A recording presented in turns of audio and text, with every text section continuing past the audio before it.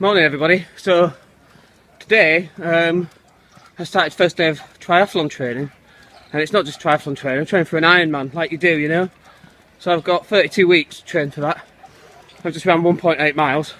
I'm having to walk back because I can't make it back, and it hurts. It hurts on the lung capacity more than anything actually. The rest of the body's fine. I think I'll go home and have a kebab for breakfast.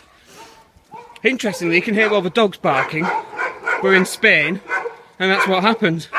And as you run past the dogs, what you do is you imagine there are people cheering you on. I can't really hear them because I've got headphones on, as you can see. There's some very loud doggies there. So as I run down, I imagine that we're all spectators applauding me for being such a cool guy. But boy, it really hurts. So 1.8 miles, I've got what, 15 of those to do consecutively for the marathon bit. And that's not including the swim, 2.5 miles, whatever it is, and the cycle, which is 112 miles, I think it is. So I've got quite a bit of work to do. But what I was thinking when I was running back, I had to give up in the end because I couldn't make it. I felt like my lungs were going to explode actually. It wasn't pleasant.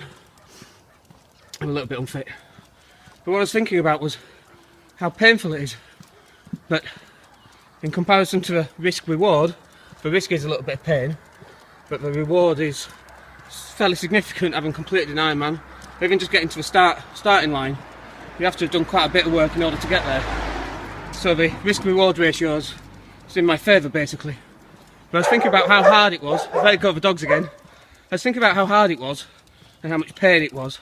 And I was likening it to business and cold calling as an example. Cold calling is pretty painful, isn't it? It is.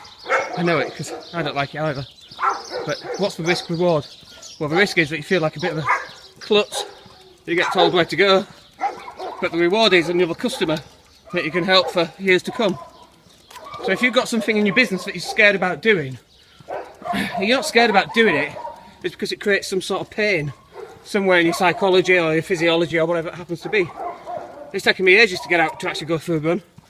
But I didn't want to do it because I knew it would be painful, and it was.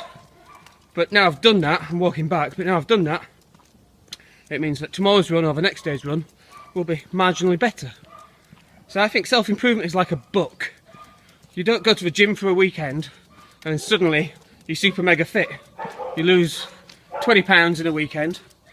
Just like I don't believe you go on a weekend business course and you come back and your business is transformed. It doesn't work like that.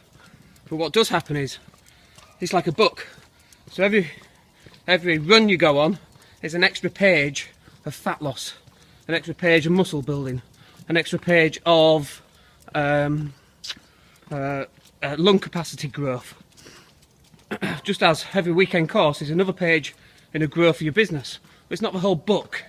To get the whole book it takes time, it takes practice, and it takes repetition. Which is why me only running 1.8 miles, I'd like to have made it back to be fair, but it wasn't going to happen. I'm not going to push it because an injury will cause a setback of a couple of weeks and I don't want that. So it's easy to stop, take the page, the single page of lung capacity and belief, and attach that onto my psyche so that when I run next time I know that I can already run this, so I can run a little bit further and then a little bit further and then a little bit further. So I hope that was useful for you. You'll be getting quite a few of these as I have my thoughts of wisdom that pop up during the run. And sometimes they'll be compos mentis and sometimes I'm sure they won't. But anyway, I hope you enjoyed this video and I'll speak to you soon. Thanks.